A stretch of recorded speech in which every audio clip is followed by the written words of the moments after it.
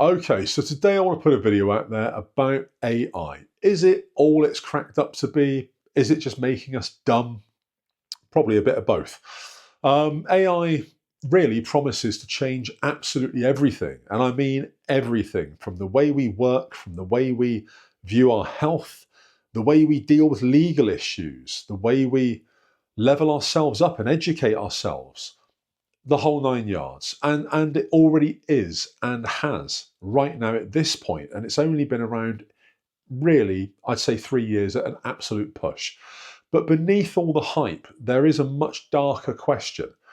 Are we becoming smarter as a result of AI, or are we becoming dumb and dependent? And it's a very real problem, and I liken it to owning a mobile phone. Now, when I was a child, I'd say, well, in fact, when I was a teenager, growing up in the mid 90s, this is that old, I used to be able to go into a public phone box, and I'm not even joking, I would know probably 50 plus 10 or 11 digit numbers that I could dial to reach my friends at home, to find out if they were going to go out clubbing that night, if they were, up for going out and going skateboarding, mountain biking, whatever it might be. But I could just recall all of those. And I'm telling you now, I've got two mobile phone numbers right now, one that I use for personal and one that I use for booking gigs.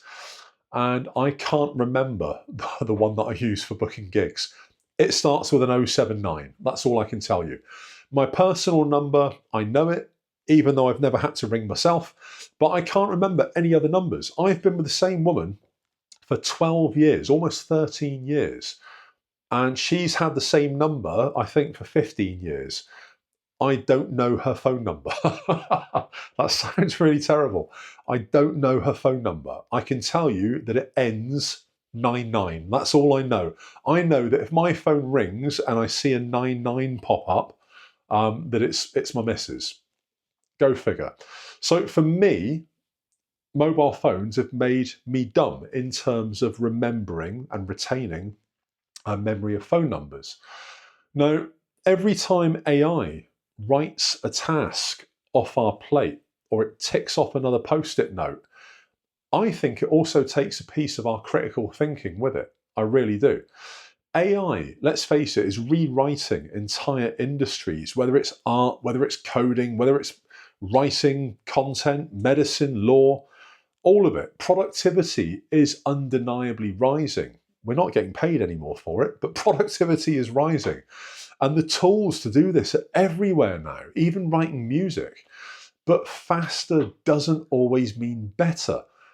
And it's a dependency problem. When we outsource thinking, we lose muscle.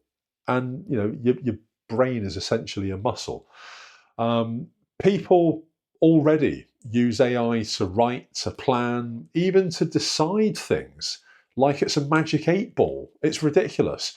It might be efficient, it might be comical, it might be entertaining, but it's also very dangerous. The human brain is essentially bred to learn through struggle. If you take that away, then we lose intuition, we lose critical thinking, we lose creativity massively, and we lose the ability to discern. And that's quite troubling. And there are mistakes and there are bias. AI can only reflect its data. So whatever large language model the AI has been trained on, whether it's Facebook and Meta, whether it's ChatGPT, Perplexity, Gemini, choose your poison. The data that it's based on can be biased and has been shown to be biased in certain circumstances, which means to an extent it's flawed and it's incomplete. It's not based on the entire human experience, it's based on select portions of it. And because of that, it could be argued that it's corrupt. We've seen fake images, we've seen huge amounts of false information and hallucinations, algorithmic discrimination. The more that we rely on it, the less I think we're inclined to verify the accuracy and the legitimacy of the output. So what's the future of work and the future of the human mind in all this?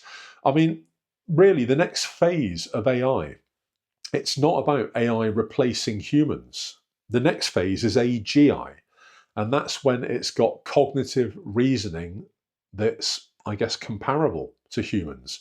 So in the next phase, AI almost becomes our equals in terms of cognitive function, if you can say it has such a thing. And that's very scary because the next step is that it's better than us, and that's not far off. So the next phase is really all about humans who know how to use AI outpacing those who don't. And there are going to be two very distinct societies, I guess. It will be.